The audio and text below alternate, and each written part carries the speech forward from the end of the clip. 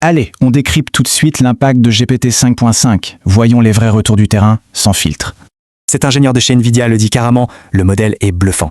Un vrai bouleversement au quotidien. Même enthousiasme chez les développeurs indépendants. Ça construit très exactement ce qu'on demande, c'est dingue.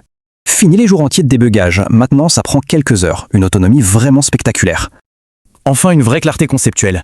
Le modèle gère des architectures complexes qui demandaient avant des ingénieurs seniors. Et niveau fiabilité, une baisse massive de 60% des hallucinations. Ça change absolument tout. 10 000, c'est le nombre gigantesque d'ingénieurs Nvidia qui testent la bête en interne en ce moment. Du côté d'OpenAI, c'est 85% des employés qui l'utilisent toutes les semaines.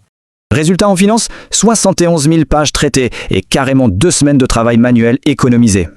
Côté recherche, une application de géométrie algébrique pondue en seulement 11 minutes. C'est du jamais vu.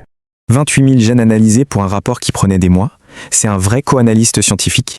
Prédictions médicales, preuves mathématiques, toutes ces percées scientifiques incroyables reposent sur une fenêtre de contexte géante.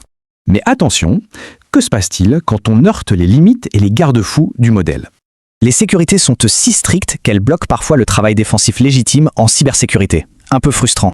Et puis il y a des couacs opérationnels. Sans supervision, l'IA peut carrément écraser du code existant. Bref, la grande question. Comment va-t-on gouverner ces IA qui agissent désormais comme des opérateurs totalement indépendants?